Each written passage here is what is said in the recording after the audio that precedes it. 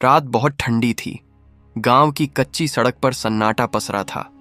दूर कहीं कुत्ते भौंक रहे थे और एक झोपड़ी के भीतर से किसी औरत के रोने की आवाज आ रही थी। मत जाओ, मत जाओ बेटा। उस औरत की आवाज में दर्द नहीं, पागलपन था। वो औरत अपनी ही दुनिया में जीती थी।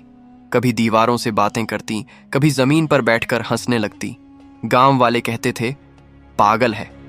उसके पास बैठी थी एक छोटी सी लड़की, फटी हुई फ्रॉक, धूल से सना चेहरा, लेकिन आंखों में अजीब सी चमक। नाम था काव्या। काव्या की उम्र बस 12 साल थी, लेकिन जिंदगी ने उसे बहुत पहले बड़ा कर दिया था। झोपड़ी के कोने में एक बूढ़ा आदमी बैठा था, आंखों पर सफेद पट्टी बंधी हुई। वो देख नहीं सकता था।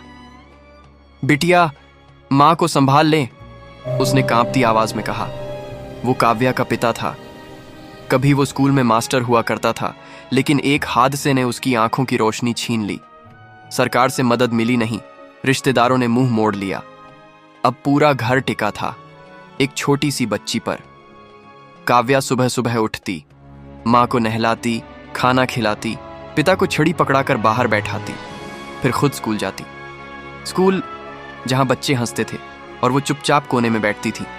कुछ बच्चे कहते, अरे ये तो पागल की बेटी है। कुछ कहते, इसके बाप की आंखें नहीं हैं, अंधे की औलाद। वो सुनती थी, लेकिन रोती नहीं थी। वो जानती थी अगर वो टूटी तो उसका घर टूट जाएगा। एक दिन स्कूल से लौटते वक्त 3 लड़कों ने रास्ता रोक लिया। अरे काव्या, आज तो बड़ी सुंदर लग रही है, एक ने हंसते हुए कहा। काव्या पीछे हट गई। मुझे जाने दो। अरे डर क्यों रही है, पागल की बेटी, दूसरा हंसा। तभी एक आवाज आई, हटो यहां से। गांव का एक बूढ़ा दुकानदार आ गया। लड़के भाग गए। काव्या कांप रही थी।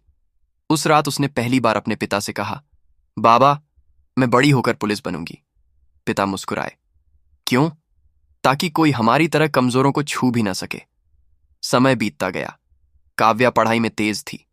दिन में स्कूल, रात में खेतों में काम। मां की हालत और बिगड़ती जा रही थी। कभी कभी मां चिल्लाकर कहती, मत जाओ, वो लोग मार देंगे। काव्या उसे सीने से लगा लेती। मैं वापस आ जाऊंगी अम्मा। एक दिन गांव में हंगामा हुआ। कुछ बाहरी गुंडे आए थे, नेता के आदमी। उन्होंने जमीन कब्जाने का ऐलान कर दिया। जिसने विरोध किया उसे पीटा गया। काव्या के पिता ने आवाज उठाई, ये जमीन हमारी है। अगले ही पल एक डंडा उसकी पीठ पर पड़ा। काव्या दौड़ कर आई। बाबा, एक गुंडे ने धक्का दिया। वो जमीन पर गिर गई। बहुत बोलती है ये लड़की, इसको भी सबक सिखाओ। उसी दिन रात को गांव में आग लगी। कई झोपड़ियां जलीं। काव्या किसी तरह मां बाप को लेकर भागी, लेकिन आग और भीड़ में वो अलग हो गई।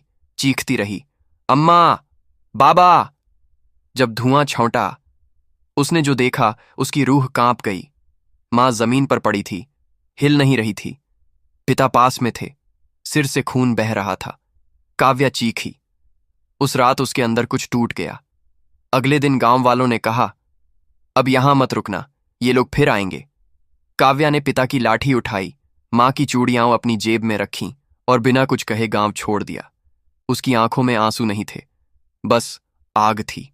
वो शहर पहुंची, स्टेशन पर रात काटी, काम मांगा। झाड़ू, बर्तन, होटल, ढाबा। लोगों ने गलत नजर से देखा, लेकिन उसने हार नहीं मानी। दिन में काम, रात को पढ़ाई। एक एनजीओ वाली दीदी ने उसे पढ़ने में मदद की। तुम बहुत आगे जाओगी, उन्होंने कहा। काव्या ने मन में ठान लिया, अब वो सिर्फ जिंदा नहीं रहेगी, वो इंसाफ बनेगी। साल बीतते गए। काव्या ने बोर्ड में टॉप किया, कॉलेज पहुंची, फिर सिविल सर्विस की तैयारी। लोग हंसे, पागल की बेटी अफसर बनेगी। वो चुप रही। हर रात मां की चीखें याद आती, पिता का खून भरा चेहरा। वो पढ़ती रही। आखिर वो दिन आया जब रिजल्ट निकला। नाम था काव्या शर्मा, आईपीएस। उस दिन उसने पहली बार आसमान की ओर देखा और कहा, अम्मा देखो, आपकी बेटी जीत गई। पर कहानी यहीं खत्म नहीं हुई थी। असली लड़ाई अब शुरू होने वाली थी, क्योंकि उसी जिले में उसकी पोस्टिंग हुई जहां उसके मां बाप को मारा गया था। और वही गुंडे आज भी जिंदा थे। काव्या ट्रेन से उतरी तो स्टेशन वहीं था, लेकिन वो लड़की वहीं नहीं थी। कपड़ों में सादगी थी, आंखों में आग और चाल में आत्मविश्वास। कंधे पर बैग था, और दिल में वो सारे जख्म जो अब ताकत बन चुके थे। सामने बोर्ड लगा था, जिला शिवगढ़। यही वो जगह थी जहां उसकी मां को जलाया गया था। यही वो जमीन थी जहां उसके पिता की सांस टूटी थी। स्टेशन के बाहर पुलिस की गाड़ी खड़ी थी। ड्राइवर ने सलाम किया। मैडम, स्वागत है। वो हल्का सा मुस्कुराई, मन में बोली, अब खेल शुरू होगा। थाने में कदम रखते ही सब खड़े हो गए।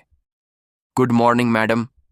कुछ आंखों में इज्जत थी, कुछ में डर और कुछ में नफरत। वो सब पहचान गई। उसने कुर्सी पर बैठते ही कहा, मुझे जिले की पूरी क्राइम रिपोर्ट चाहिए, पिछले 5 साल की। एक इंस्पेक्टर ने हिचकते हुए कहा, मैडम, वो थोड़ा टाइम लगेगा। काव्या ने आंख उठाई। आपको 2 घंटे हैं। कमरे में सन्नाटा छा गया। शाम होते होते फाइलें आईं। जैसे जैसे वो पन्ने पलटती गई, उसका चेहरा सख्त होता गया। रेप केस, दबा दिया गया जमीन कब्जा, फाइल गायब, हत्या, हादसा बना दी गई। हर केस के नीचे एक ही नाम छुपा था, रघुवीर ठाकुर। वही आदमी जो सालों पहले उस रात वहां मौजूद था। काव्या की उंगलियां कांप गईं। तो तुम अभी भी जिंदा हो? उसने धीमे से कहा। उसी रात शहर में खबर फैल गई, नई एसपी बहुत सख्त हैं। रघुवीर ठाकुर के आदमियों में खलबली मच गई। एक गुंडा बोला, साहब, वो लड़की बहुत तेज लगती है। रघुवीर हंसा। औरत है, ज्यादा से ज्यादा क्या कर लेगी? पर साहब, वो वही है। रघुवीर की हंसी एकदम रुक गई। कौन? वही पागल और अंधे की बेटी। कमरे में सन्नाटा। रघुवीर की आंखें लाल हो गईं।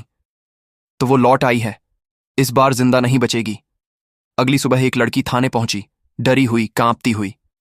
मैडम, मुझे बचा लीजिए। काव्या ने कुर्सी से उठकर उसका हाथ पकड़ा। डरो मत, बोलो। लड़की ने बताया कि रघुवीर के आदमी उसे उठाकर ले गए थे, लेकिन वो किसी तरह भाग निकली। काव्या की आंखों में आग जल उठी।